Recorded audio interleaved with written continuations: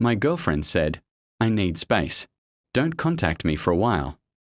Then posted vacation photos with her ex. I respected her wishes, changed the locks, and sold her car that was in my name. When she returned, her key didn't work, and her parking space was empty. Original post. 30M. Guess I should start at the beginning.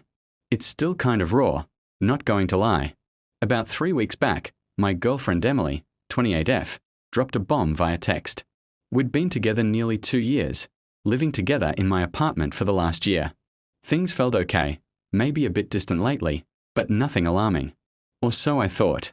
The text came on a random Tuesday evening while I was prepping dinner. "Emily, things feel complicated and I really need some space to think, figure things out. Don't contact me for a while, please. I'll reach out when I'm ready. OF. Gut punch. Space is never good, but okay. Trying to be the understanding boyfriend." I texted back me. "Okay, Emily, I understand. Take the time you need." Didn't hear anything else. Radio silence, which she asked for, right? So, I respected it. Mop it around the apartment for a couple of days, confused, hurt, wondered what complicated meant. Work was a welcome distraction. Then, Friday night rolls around, bored, scrolling through Instagram, and there it is. A mutual friend had tagged Emily in a post. Pictures, bright sunshine, beach, cocktails. Emily looking ridiculously happy arm in arm with Jordan 29mm, her ex, the one she swore was ancient history, captioned something like, "Living our best lives island getaway reunited my blood ran cold space to think meant a tropical vacation with her ex-boyfriend while asking me for no contact. The hurt morphed into something else, a cold hard clarity. She didn't just want space, she wanted me out of the way while she test drove her old relationship, keeping me as a backup plan in my own apartment, using my resources while explicitly telling me to leave her alone. Okay, fine. You want space? You want no contact. Granted. Saturday morning, first thing, locks. Called a locksmith. Changed the deadbolt and the knob lock on my apartment. Door. Cost about $250. Worth every penny for the peace of mind. Her key was now useless. The car. This requires context. About 6 months ago, Emily's old clunker finally died. She needed a reliable car for her job. Social media marketing, lots of client meetings apparently, but her credit wasn't great. I agreed to help. I bought a used but very decent Mazda CX-5, maybe $18. Crucially, the loan, title, and insurance are all solely in my name. The understanding was she'd make payments to me, which she did mostly, and it was her car to use, but legally it was 100% mine. I never added her to the title or insurance. She treated it like hers, decorated it with fluffy dice. The works. I took the spare key, which I always kept, drove it to a trusted dealership nearby that buys used cars, explained the situation briefly. Need to sell registered owner. They gave it a quick look, offered an initial fair market estimate around $16,500 pending a full inspection and title check. I agreed to proceed and signed the initial paperwork to start the process. They said it would take a few business days to complete the inspection, finalize the offer, and handle the title transfer. I left the car there, took an Uber home, her designated parking spot at the apartment complex, empty. Her stuff didn't touch it yet. It's still in the spare room closet. Not throwing it out. That feels petty. But she wasn't getting back into my apartment without talking to me, which she explicitly requested not to do. Felt strangely calm, like performing necessary surgery. Hurt. Yeah, deep down. Felt like a total idiot. But anger wasn't the main driver. It was logic. She asked for space and no contact. She demonstrated the relationship was over by vacationing with her ex. I was simply respecting her request and protecting my assets and my home. Now I wait. According to Instagram, the best life vacation lasts another week. Let's see what happens when she gets back and her key doesn't work. Update 1. Update 1. Well, she's back. Showtime. It happened last Tuesday evening about 9:00 p.m. I, Ryan 30M, was just watching some TV, trying to ignore the knot in my stomach. Heard keys jangling outside the door, then the scrape of a key in the lock. Silence, more scraping, frantic now. Then pounding. Knock, knock, knock. Ryan, what is going on? Open the door. Emily's voice, annoyed, not panicked yet. Took a deep breath. Opened the door just a crack. Kept the chain on. She was standing there, suitcase beside her, looking tanned and upset. My key isn't working. Did something happen to the lock? Me? No. I changed them. Calm voice. Level blinks. You what? Why would you do that? Me. You asked for space and no contact, Emily. I gave it to you permanently. What are you talking about? I just needed some time. You can't just lock me out. Saw the vacation photos with Jordan. Looks like you figured things out. Her face went from annoyed to furious with a flash of panic. Cut. Emily. That was just a trip. It didn't mean anything. We are friends. Raises eyebrow. Friends who go on romantic island getaways while asking their current boyfriend for space. Got it. Ryan, don't be ridiculous. Let me in. My stuff is in there. Where's my car? Her eyes darted to the empty parking spot. Where's my car, Ryan? The entitlement was radiating off her.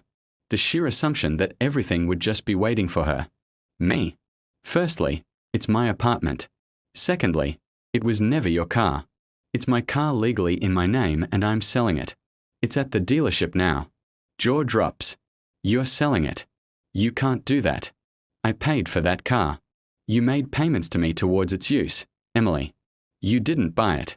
The title and loan are in my name. The sale process has started. This is insane. You're stealing from me. I'm calling the cops. She actually pulled out her phone. I just shrugged. Me. Go ahead. Call them. Explain that your ex-boyfriend changed the locks on his own apartment after you asked for no contact and went on vacation with another ex. Explain that he's selling his own car titled and registered solely in his name. Let me know how that goes. She hesitated, phone halfway to her ear. Then her expression turned venomous. Emily, you horrible person. You planned this. Me. You planned a vacation with your ex and asked me for silence. I respected your wishes and dealt with the consequences. You don't get to keep me on standby in my own home.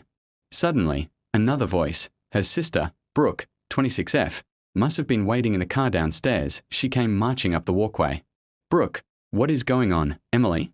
Ryan, why is she locked out? Turning on the waterworks for her sister. He changed the locks. He's selling my car. He's throwing me out. Brooke turning on me. Are you serious? After everything she's done for you, you just kick her out and sell her things. It's my apartment, Brooke. And it was my car. She asked for no contact and went on vacation with Jordan. Check her Instagram.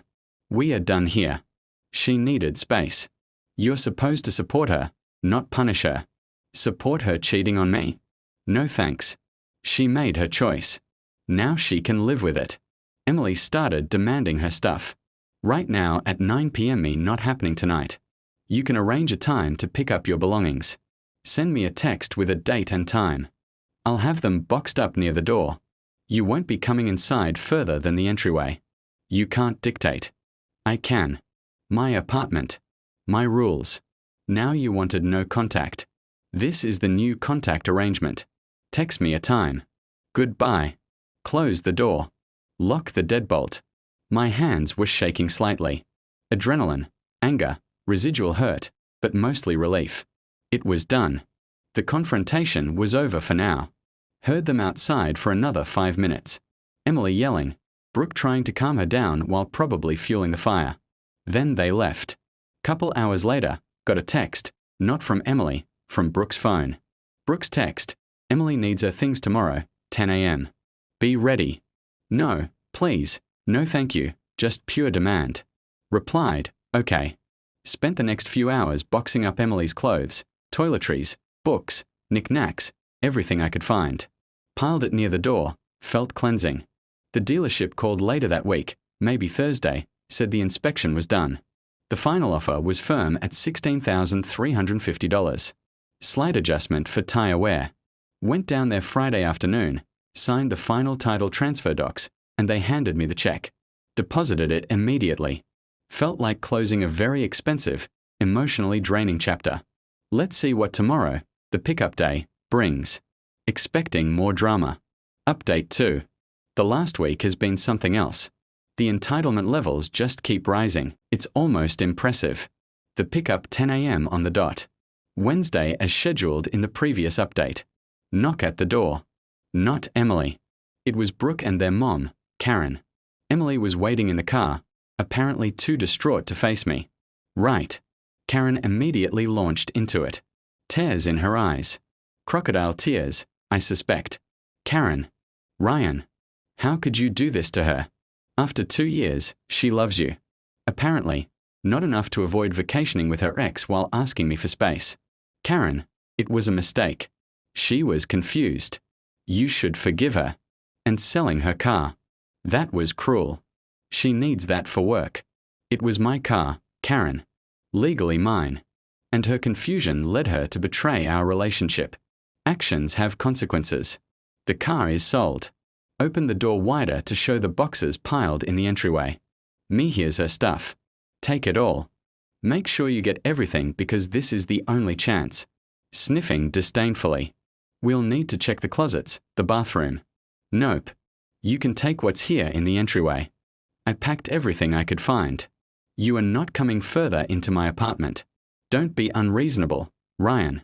What if you missed something? Me. Then it's unfortunate. You can stand here. I'll stand here. Take the boxes. That's the deal. They clearly wanted to push past. Maybe argue more. Maybe find something valuable of Emily's they could claim I kept. Wasn't happening. They muttered under their breaths, but started hauling boxes out. Took them 3 trips. All while Karen kept up a monologue about how heartless I was, how Emily was devastated, how I owed her compensation for the car. I just stood there, didn't engage much, repeated, "It was my car." And she ended this like a broken record. The financial demands and smear campaign. Once they left, the text started mostly from Emily, now alternating between tearful apologies. I miss you. I made a huge mistake. Plus, take me back. And furious demands. You owe me for the car. That was my money. I'll take you to small claims. I ignored the emotional texts. For the demands, I sent one reply. Me. Emily. The car was legally mine. Title, loan, insurance, all in my name. Your contributions were towards usage for the period you used it. Consider it rent. No further discussion. Then blocked her number. Blocked Brooke. Blocked Karen. But it didn't stop. Suddenly, some mutual friends started hitting me up. People I knew mostly through Emily. Their tone was accusatory. Dude, heard what you did to Emily. Kind of messed up selling her car like that. Cold. She was clearly spinning a sob story. Painting me as the villain who randomly kicked her out and took her car out of spite. Conveniently leaving out the vacation with Jordan part. I'm sure.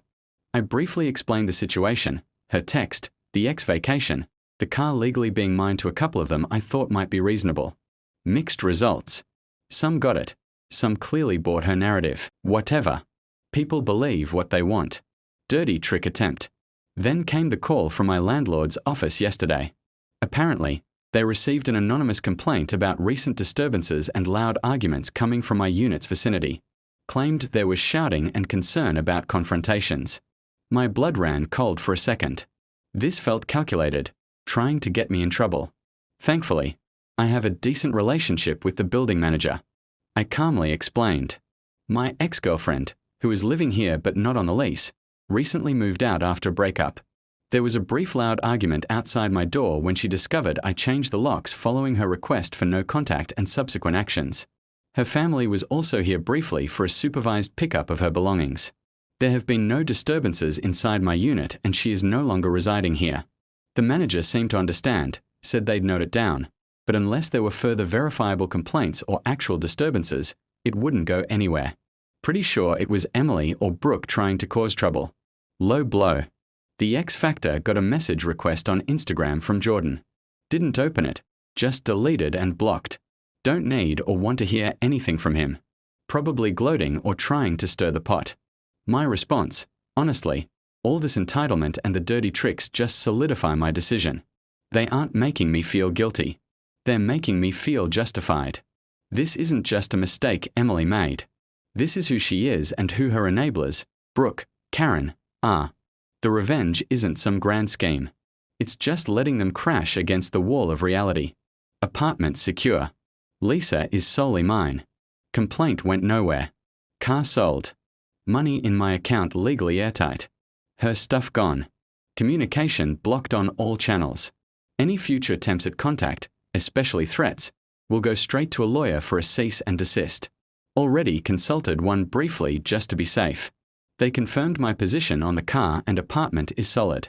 The constant demands, the victim narrative, the attempt to mess with my housing, it's disappointing. They genuinely believe they can bully and manipulate their way back into the comfortable setup Emily blew up. News flash, doesn't work that way.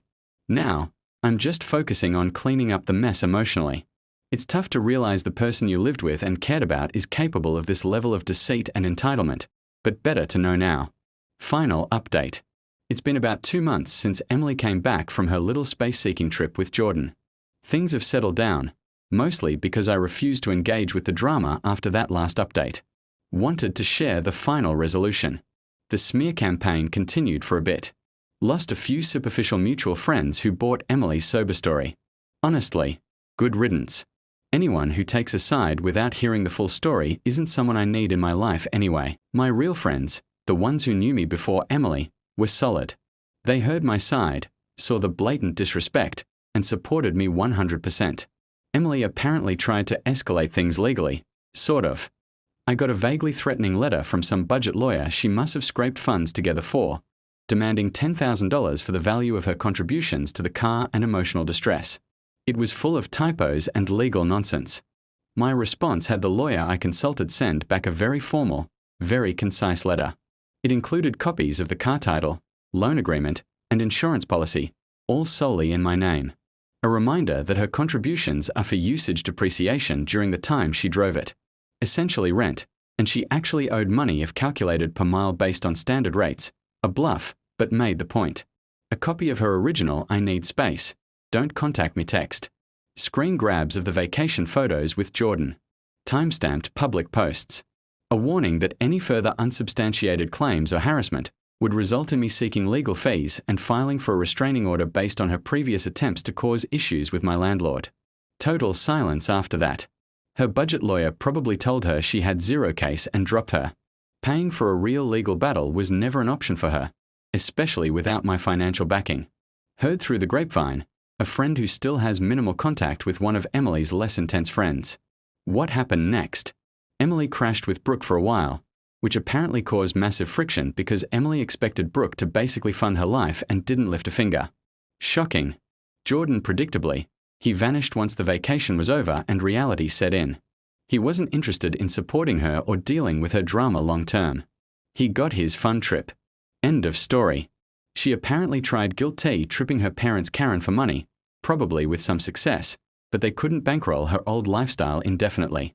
Last I heard, she had to move back to her hometown, living with her parents again. She's apparently complaining constantly about how unfair life is and how I ruined everything for her. Zero self-awareness, zero remorse, just pure uncut entitlement and victim mentality. The best part, the sweet, sweet sound of silence. No more demands, no more drama, no more Emily. My apartment feels like mine again. I actually repainted the living room last weekend. Got rid of some of the furniture she picked out. Reclaiming the space feels good. The revenge wasn't loud or explosive. It was quiet and methodical. It was simply respecting her request for no contact and letting the logical consequences of her actions play out fully. She wanted space. She got an infinite amount of it. She prioritized a fling with her ex. She got to deal with the fallout alone. She took my support apartment car for granted. She lost it the second she broke the trust it was built on. Selling the car she thought was hers. The car that was her status symbol while she was literally sunning herself with another guy. Yeah.